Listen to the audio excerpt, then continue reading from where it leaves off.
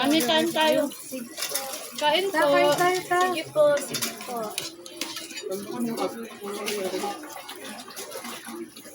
Saka na yan. Hindi siya kita. Hello. Lang ano ba tatanong to? Ano sa buhay? Dito. Sarap ba yung ulam? Huwag na muna magtanong, ikaw pala unang may alam. First question. Siya nag-ano nga. Ano experience natin? Experience ba? Saan? Ito, ginagawa namin Positive experience na. documentation. Ayos naman eh. Nga lang, di makahiga. Di mo. Ba't di makahiga? Ito nang bigaan ng katawan ko. Kaya na umaga pa.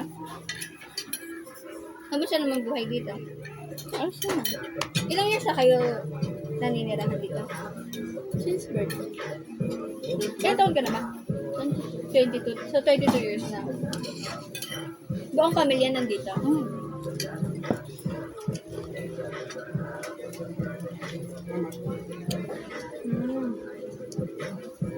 Ano ate, ganito po araw-araw yung pamumuhay niyo?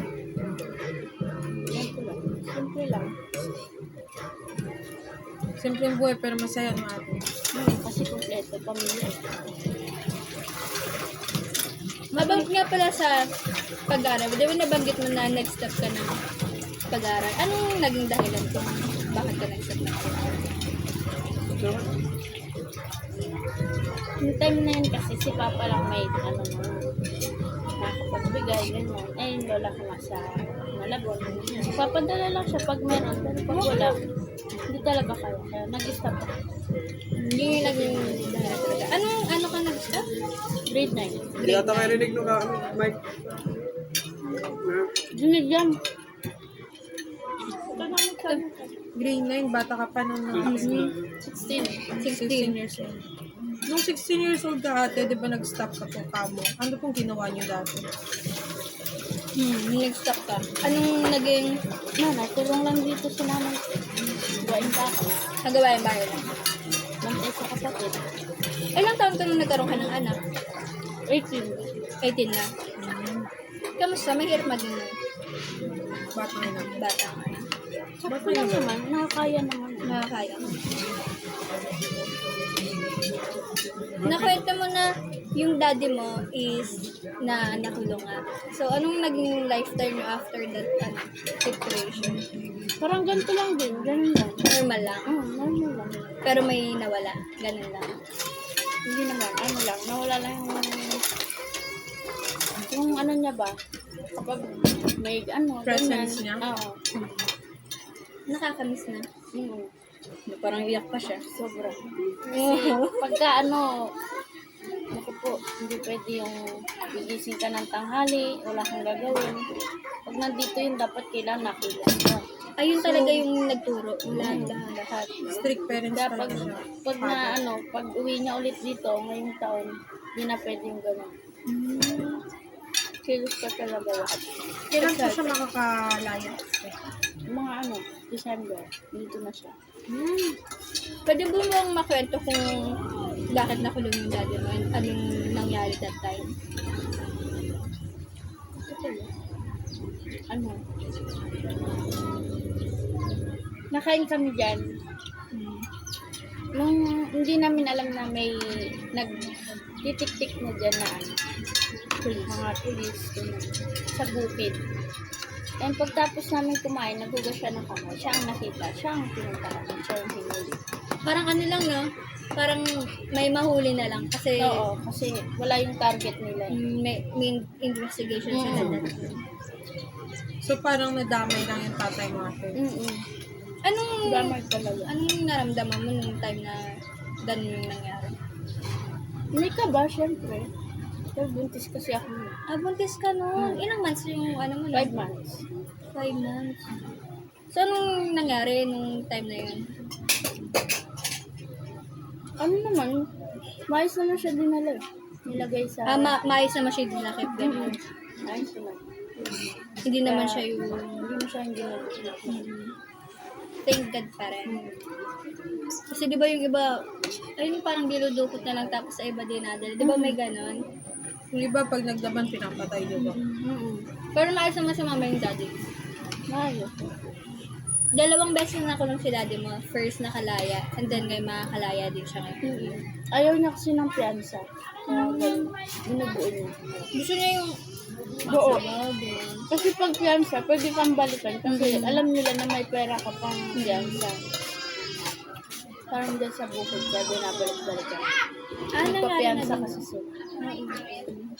Nangyari na rin pala yun.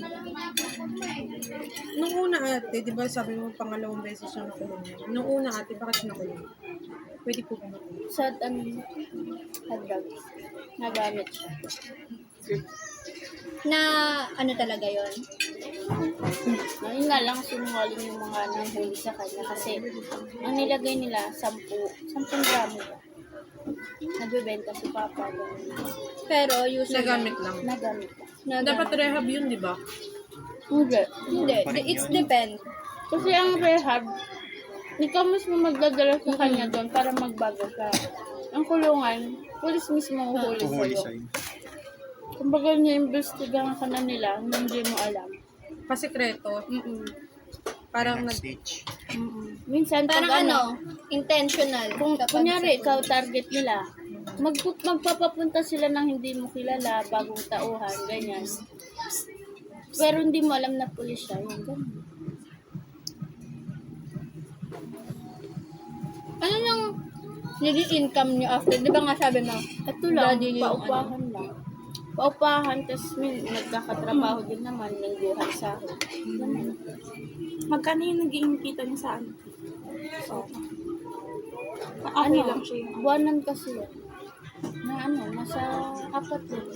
okay naman yung income niya. No, okay naman. Napagkakasya naman for masasabi niyo naman na na hindi naman yung lilipas na lang yung araw na wala, gano'n. Hindi naman na siya gano'n. Before, di ba, naranasan niyo siya? Dikit talaga. nagugutom kayo pang ano. Nakwento mo rin, di ba, yung about sa kuya mo nga, na siya na yung nag-aano dito, nagpo-provide sa family. Buong family yung pinaprovide niyo or abot-abot lang, gano'n. Minsan, nag-aabot lang. Mami mo pa rin yung nag-work para sa mami. Anong work ni mami mo ate? Si mami wala siyang trabaho. Nag-ano lang siya. Binibigyan siya ng sustento, minsanas katapusan lang. Pero pang ano lang yun, pang gamot-gamot na lang yun. Ginagawa na lang niya, binibili niya ng bigas. Tinitipid niya. Ganun. Anong sakit ni mami? May block siya. May block. High blood. Ayun lang, Tas- wala naman. Kalmasitin mo. Ano na sa paa. Sugat sa paa. Ano pang mga pinagkukuha niyo ng ano dito? Income niyo? Yun lang. Trabaho, kasi minsan titinda. Titinda. Tindahan. Sa apartment. Sa asawa mo, te? Ayun nga, yung ano lang, sakali, body part ng mga truck. Sino nagpasok sa kanya doon? Yung parang niya, Kumpare niya. Ilang years naman na siya sa work niya? naka-start lang niya, wala pa isang buwan. Magkano naman, I mean yung, nung nakukuha niya sa work niya? 500 siya a day, 6 Ah, day, 500. 3 day. Laki na. Kaya, oo. Kaya naman yun na day. Araw-araw naman yung sweldo na. Hindi, lingguhan. Ay, linggo. So, 3K? Malaki na. Kasi na. Para sa 1 week. Yung mga kapatid mo, lahat nag-aaral. Hindi na, dalawa na lang. Ilan nga kayo magkakapatid na? Ano yun? Pangalan ka? Pangalawa. Pangalawa ka siya magkakapatid. Yung iba, kasama mo dito. Isama, isa lang wala. Yun yung Kalipin. may kumipin na lang. Meron na rin babae ate. Babae. Sumunod sa akin. Ilang taon na yun natin? 20 nung tayo. Ha? Yung kilo siya? 2 years agwat niyo. Ilan nag-aaral sa mga kapatid mo? Dalawa lang. Dalawa. The rest, nandito lang sa bahay. Eh, kasi bata pa. Diba? Yung batang babae ka ganina ate, ito na yun yung pinakabunso mo. Yung maliit. 4 years old. Magpapal. Ilan taon na pala si mama mo? May ilang taong ka na daw. Yung bata pa si Dida. 42 pa? Bata pa. Si daddy? Ganon din. Ay, mag-age sila. Yung asawa mo, te? Ganon din. Nagka-18 kayo. Kagulo na yung 42. Taka ka na lang, 42. Yung anak mo? 2 years. Kamusta naman pagpapalaki sa kanya? Ayun. Makulit. So, nagmana ate. Charot. Sama. Hindi na ako Siyempre, eh. panalo ang ina dyan. Tigas ulo eh. Sobra kasi lalaki na. Ano ate, matanong ko, saan mas mahirap pa talagaan? Babae, lalaki? Malaki. Kasi babae nakasaway. Ang lalaki Lalaki. talaga. Pasaway kung pasaway na. Pero malambing naman ang batang yun. Nakikita ko nga sa mga Saan siya mas close sa ate? Sa'yo o sa kapay niya? Tanungin mo siya. Kasi sumasabi. dada. Pag aalis papa niya, habol siya. Pag aalis din ako, habol din siya. Ano lang po lang. Both lang. Pero pag kadalasan wala talaga papa niya, kahit nandiyan, papa talaga siya. Makapapa siya. Makadaddy siya. Pag wala, tanggap naman pag wala kasi akong nanay niya. Nilalambing. Ano siya? Hanggang na papa niya. Mag-bonding siya doon. Kung kaya niya eh. Ilan kayo dito, ba? Sa... Ang dami mo ko alam. Kasi kami, 9 na ata kami, 9 or 10 na kayo sa... Sa amin lang. Sa mga naka-open side. Kasi alam kasi madami kami. Ilan nakaupa pala sa inyo? Ano, 4, ay 5. Kailan kayo nag-start magpa-upat? Matagal na. Mga nasa 2016. 2016. Matagal na rin. Pero 2016 hanggang ngayon nagpapaupa pa rin kayo. Sakto na talaga para sa pang-araw-araw. Nararaos naman. Ikaw, Tay, anong work mo? Ayun, tagabantay ng bata, makulit. Housewife ko yan. Slay lang dyan na. Pag mga hapon na to, ano na yung mga ginagawa mo? Nag-aalaga. Pag mga bandang alas 4, magliligpit ako ng plato, ganyan. Mag-ayos ng kutsyon para sa kwarto. Pero kadalasan, wala pa 1 linggo. Linis ulit ang kwarto kasi yun ang ginagawa. Sa 1 linggo, 2 beses, 3 beses. Kaya sabi ng asawa ko, ano ba yan? Hindi ka naman pakali dyan.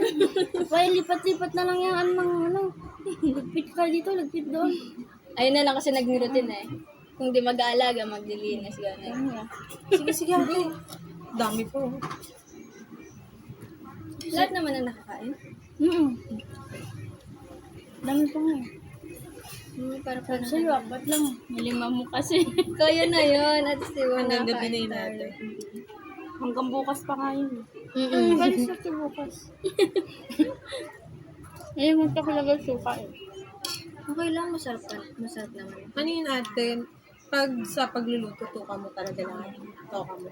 Oo, kasi kanya-kanya kami luto. Wala lang akong gasolina, kaya nakiluto lang ako mama. Kanya-kanya kami luto, pati sa kasi nagpamilya na kami. Oh, Para matuto. Natuto naman. Naman.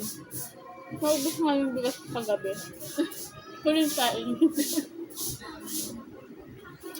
Walang work si asawa mo ngayon? Meron, umabsent siya kasi sabi ko.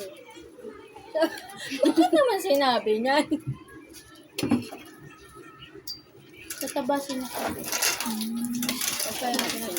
Kasi pag di tinabas ka, babagsakan dyan. Wala na silang natutulugan. So mamaya tatabasin niya. Pag gising nila kuya. Diba kasi gising. Ay, ilan taon na palang kuya mo ate? 25. 3 years ago nyo. Bata pa. Bata pa. May pamilya na rin ate. Dalawang anak. Ay, dalawang ano. Sino-sino yung mga magtatabas din mamaya? Siya lang, mag-isa. Laki katawan niya eh.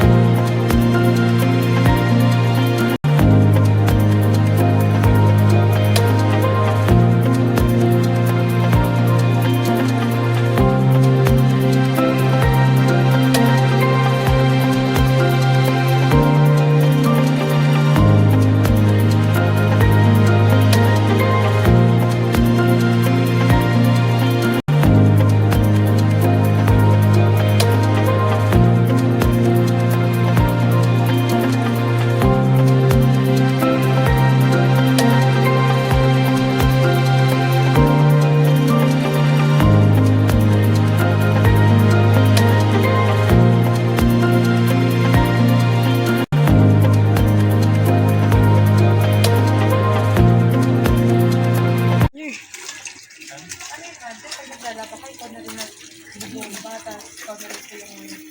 Grabe, ikaw lahat ate. Buti na nga natin, may washing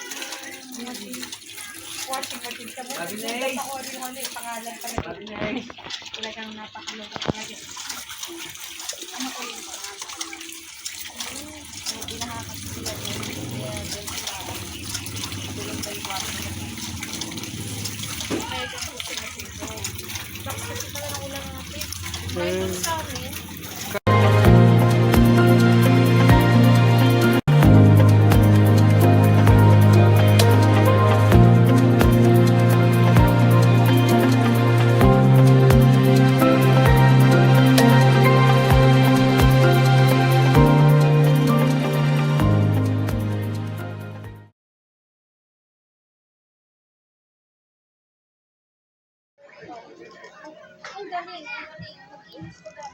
Morning po. Ito po yung ano namin sa maintindihan doon. Ito lang po yung nakayanan namin sa pag-accommodate. Pag-accommodate sa amin.